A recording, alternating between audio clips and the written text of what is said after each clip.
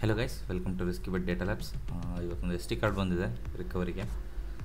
Issue ಏನಂತಂದರೆ 2K ಇಂದ 4Kಗೆ change ಮಾಡಿದ್ದಾರೆ. ಸೆಟ್ಟಿಂಗ್ಸ್ನ ಚೇಂಜ್ ಮಾಡಿದ್ಮೇಲೆ ಅವರಿಗೆ ಕಾರ್ಡ್ ಶೋ ಅಪ್ ಆಗಿಲ್ಲ ಡ್ರೋನಲ್ಲಿ, ಇಂಟರ್ನಲ್ ಮೆಮೊರಿಗೆ ಶಿಫ್ಟ್ ಆಗಿದೆ ರೆಕಾರ್ಡಿಂಗು.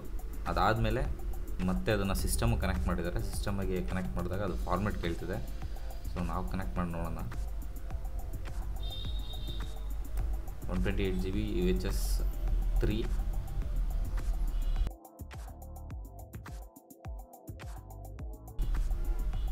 ಸೊ ನಾವು ಕನೆಕ್ಟ್ ಮಾಡಿದ್ರೆ ನಮಗೂ ಫಾರ್ಮೆಟ್ ಕೇಳ್ತಿದೆ.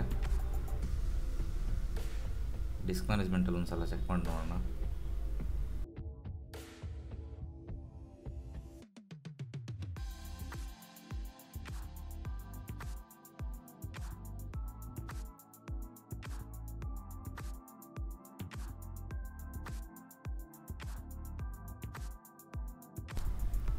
ಡಿಸ್ಕ್ ಮ್ಯಾನೇಜ್ಮೆಂಟಲ್ಲಿ 31 MB ತೋರಿಸ್ತಿದೆ.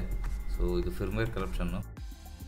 ಕ್ಯಾಮ್ರಾ ಅಥವಾ ಡ್ರೋನ್ ಯಾವುದ್ರಲ್ಲಾದರೂ ಸೆಟ್ಟಿಂಗ್ಸ್ನ ಚೇಂಜ್ ಮಾಡಬೇಕಿದ್ರೆ, ಅಥವಾ ಕ್ಯಾಮ್ರಾದಲ್ಲಿ ಫೋಟೋ ಪ್ರಿವ್ಯೂ ಮಾಡಬೇಕಿದ್ರೆ ಫೋಟೋ ತೆಗೆದು ಸ್ವಲ್ಪ ಟೈಮ್ ಕೊಡಬೇಕಾಗತ್ತೆ. ಅಥವಾ ನೀವು ಮೆಮೊರಿ ಕಾರ್ಡನ್ನು ರಿಮೂವ್ ಮಾಡಿ ಸೆಟ್ಟಿಂಗ್ಸ್ ಏನಾದರೂ ಚೇಂಜ್ ಮಾಡೋದಿತ್ತು ಅಂತ ಚೇಂಜ್ ಮಾಡಿ ಅದಾದಮೇಲೆ ಮತ್ತೆ ಮೆಮೊರಿ ಕಾರ್ಡನ್ನ ಇನ್ಸರ್ಟ್ ಮಾಡೋದು ಬೆಸ್ಟ್ ಆಪ್ಷನ್ನು. ಅಥವಾ ಕಾರ್ಡನ್ನೇ ಚೇಂಜ್ ಮಾಡೋದು, ಹೊಸ ಕಾರ್ಡ್ ಹಾಕೊಳ್ಳೋದು ಬೆಸ್ಟ್ ಆಪ್ಷನ್ನು.